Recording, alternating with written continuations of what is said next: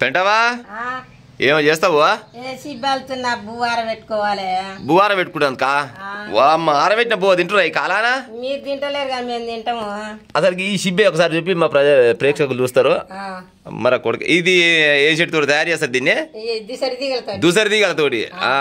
దుసరి తీగలు ఇంతప్పుడు తాళ లెక్కనే ఉంటాయి కదా ఎన్నేళ్ళే 10 ఏళ్ళు ఆయన షిబ్బి తెచ్చి 30 ఏళ్ళు 30 ఏళ్ళ నుంచి ఇంకా దాచిపెట్టినావా ఓయమ్మ 30 ఏళ్ళ నుంచి దాచిపెట్టి ఏళ్ళు దాచినవేం కదా ఇన్ని రోజులు బాగుంది దాచిపెట్టి అంత ఒప్పుకుంటే ఎట్లా దాయచ్చు ఈ కాలంలో అయితే దాయపోదురమ్మా ఎన్నడో పోవచ్చు ఇప్పుడు అల్లి ఈ కాలంలో అల్తురా వాళ్ళన్నింటినీ ఎవ్వలే కాలం లేదు ఆరబెట్టుకుంటావు ఈ కాలం పొలగాలకైతే పుల్ల పుల్లగా ఎట్లా ఉంటుంది అని తినకపోదురు బువ్వ తినకపోదు కాబట్టి నీకు సకదానం రోగాలు ఇప్పుడు 30 ఏళ్ళు అంటే 30 ఏళ్ళు దగ్గర 30 అప్పుడు ఈ ఇల్లు ఉందా లేదు గుడిసే 2 మందాలు ఉండే పెంకిళ్ళు అప్పుడే ఇందిరామ్మ ఇచ్చిన ఇల్లు అప్పటి నుంచి ఇందిరామ్మ ఇచ్చిన ఇల్లు కానించి దాచిపెట్టినవి ఇది సూడూరు ప్రజలారా షిబ్బి అంట అసలు దాదాపుగా ప్రతి ఇళ్లలో ఉండేది ఆ కాలాన కానీ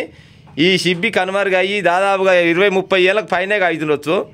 ఈ ముసలమ్మ దగ్గర ఎన్ని ఏళ్ళు ఉంటావమ్మా ఉండొచ్చు 30 ఏళ్ళ దాకా ఉండదు ఈ షిబ్బికి కాదు నీకు చెప్ప నేను ఒక 70 ఉంటావా 70 ఏళ్ళు ఉంటుండొచ్చు 70 దాటినావా దాటుతున్నాయి 70 దాటినావు 70 ఏళ్ళు దాటినా గానీ ఇప్పటికీ ఆరబెట్టిన అన్నం తింటదంట నా కొడుకే 60 వచ్చే మరి కొడుకే 60 అని 75 పైన ఉంటావు అయితే 75 ఏళ్ళు పైన ఉన్నా కానీ షిబ్బితోటి పువ్వు వండుకొని తినాలని బుద్ధి పెట్టింది నీకంటే నీకు ఇంకా డోకలేదు ఇంకా 10-15 ఏళ్ళ దాకా ఏ డోకలేదు మరి ఇంకేం చెప్పు అసలు ఈ షిబ్బిని ఏ ఇళ్ళలో లేకుండా ఈ కాలాన లేదు ప్రజలారా మీ ఇళ్ళల్లో ఎవరి ఇళ్ళల్లో షిబ్బి ఉంటే కామెంట్ రూపకంగా చెప్పు ఇగో ఈ ముసలమ్మ పేరు పెంటమ్మ ఏం పేరు నీ పేరు బల్గూరి పెంటమ్మ ఎంత గట్టిగా ఉంది చూడు ముసలి ఇంకా గట్టిగా ఉంది ఇక గిసవంటి అన్నం తిన్న వాళ్ళు గట్టిగానే ఉంటారు మనం ఏమైనా ఉడకబెట్టుకొని కుక్కర్లో ఉడకబెట్టుకోవాలన్నా గ్యాస్ పోయా గంపెట్టి రోగాలు ఈ ఇసవంటి సిబ్బిలో ఉడకబెట్టుకొని తింటే ఏ రోగం లేకుండొచ్చు చూడరు ఎంత ముద్దుకుంది సిబ్బి